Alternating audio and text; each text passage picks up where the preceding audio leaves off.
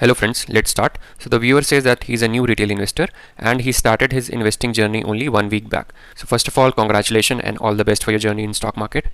And he says that he's been following the channel and his target is to stay in the market for at least 15 years. He plans to invest 2 lakh rupees in 20 companies at 10k per company.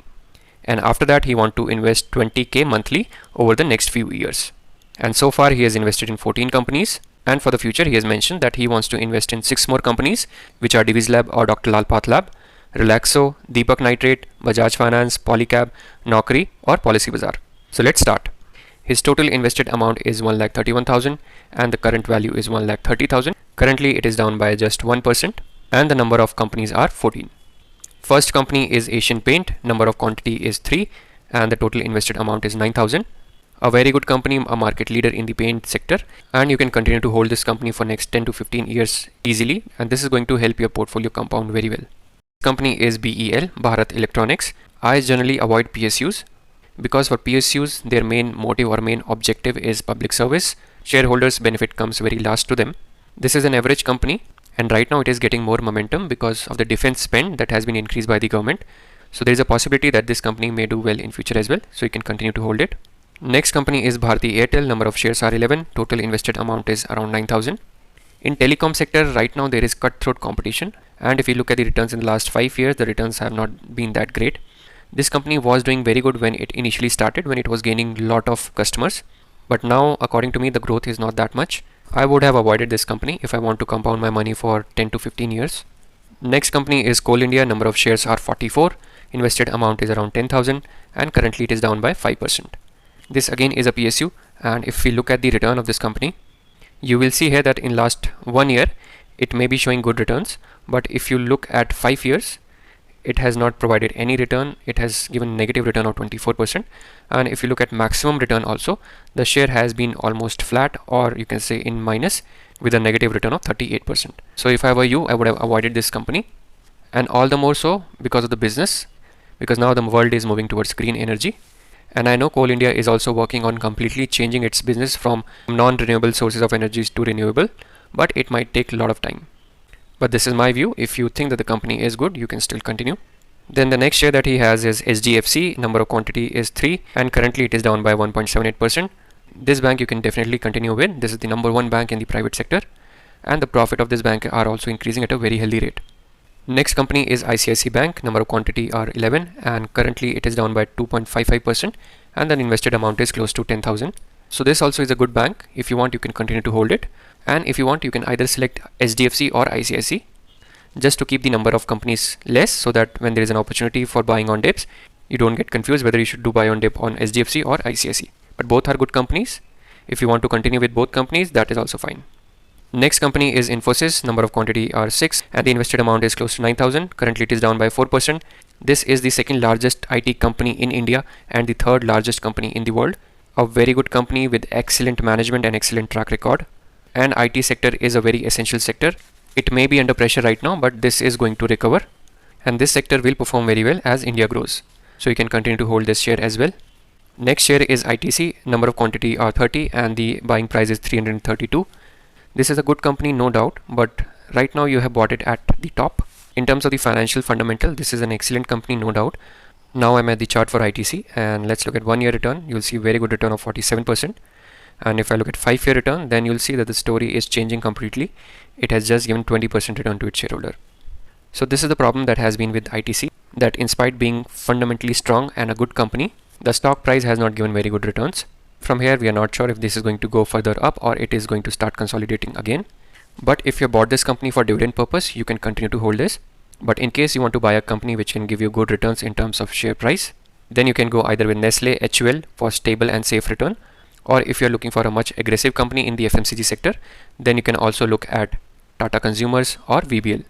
Next company is Patanjali. The invested amount is 9,000, quantity is 8 and currently up by 1.2%. So again, this company is from the FMCG sector. So you have 2 companies in the FMCG sector right now in your portfolio. If you have conviction on Patanjali, then you can continue with this company. But if I look at the previous returns, my preference would be to go with either Tata Consumers or VBL. There's one company which we missed, which is Larsen & Toubro. Number of quantities are 4 and the invested amount is 8390. This is also a good company, a heavyweight, a blue chip company. Now we are at the chart for last year in 2 bro, and if you look at 1 year return, it's 7%. But if I look at 5 year return, you'll see that it has just provided 60% return. So in terms of the fundamentals and business, the company is no doubt good, just like ITC. But the sector that it belongs to, which is construction related, that has not done very well in terms of providing returns to its shareholder. So I would have skipped this sector, and instead of buying companies which are directly linked to the construction sector, you can look for companies which indirectly support this sector, which are like pipes, paints, adhesives. Next company is Reliance. Again, the invested amount is close to 10,000. This company is also now pouring into the green energy sector, so you can hold this company for long term.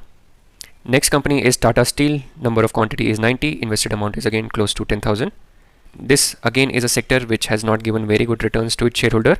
It belongs to the metal sector, and let's look at the return. So now I'm at the chart for Tata Steel, and if you look at 1 year return negative, and 5 year return has been around 64%. And in the maximum chart pattern, you'll see that the fluctuations are very huge, because this sector, which is the metal sector, this is a very cyclical sector. So if you have the skill set to identify when the cycle is stopping and when it is starting, then you will make good money. So for example, if somebody would have invested at this point and would have sold at this point, they would have made good money, and again invested at this point, sold at this point, they would have made money. But if you're looking to make consistent returns, then in my view, I don't think this is the good sector to have in your portfolio. Next company is UPL. Again, invested amount is close to 10,000, currently down by around 1%. This company belongs to the agrochemical sector, and this is currently the leader in the agrochemical sector. But there is one company which is PI Industry, and let's check that. So here you can see that UPL is the leader in the pesticide agrochemical industry, and its current market cap is 53,000 crores. And just below that, you'll see PI Industries, whose market cap is 50,000 crores. So the difference between UPL and PI is just 3,000 crores, and I believe it's just a matter of time that PI Industry will become the market leader in this industry. And the reason is that PI Industry is more consistent than UPL in terms of profit and stock price return. So here we are comparing PI Industries and UPL. So in 1 year, you'll see that PI Industry has still given 17% return, UPL is down 12%. In 5 year, again you'll see a difference, UPL just 40% return, and PI Industry has given 260% return. If I look at maximum chart pattern, then again you'll see a huge difference, PI Industry providing 4,480% return, and UPL providing just 625% return. So if I were you, and if I want to select one company from the agrochemical sector, I would have gone with PI Industries because it's more consistent and will provide you more consistent return in future as well. Next company is Wipro. Quantity is 25, invested amount is 10,000. This again has the same situation. It is a good company fundamentally, business is also good, but in terms of the return, this company has been very slow. So if you are going with IT sector, and if you want to have two companies from the IT sector, you can either choose TCS or Infosys as the stable companies. And then if you want to have a second company from the IT sector, then you can choose the company which is growing its profit at a very good rate, which in this case is LTI Mindtree. So you can do your study on that company also. And now coming back to the 6 companies that you mentioned, these companies are also good companies. You can include them in your portfolio. 2 companies which I'm not seeing here from the adhesive and pipe sector are Pidilite and Astral. These are also market leaders which have provided consistent return. So you can do your study on these companies as well. So again, for creating a portfolio, you can follow the same technique, which is 70% should be market leaders, consistent compounder companies, and the remaining 30% you can invest in small cap, mid cap companies whose profit are increasing at a very good rate and who are the market leaders in their area.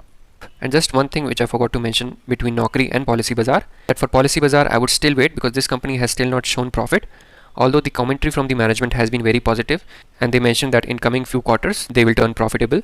So the rule which I follow personally is that I do not invest in companies until they go profitable, even if after getting profitable I might get them at higher prices, but I would avoid the risk of buying a company which is not showing profits.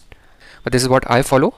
If you have conviction on Policybazaar and you like the business and you think that the management is trustable and they are going to turn profitable in few quarters, then you can invest, but do invest a very small portion. And once it turns profitable, then you can increase your holding. The 20k that you have mentioned that you will add monthly, you should add in the market leader company, the consistent compounder companies. So that's it in this video. We'll meet in the next video with some more information. Thank you.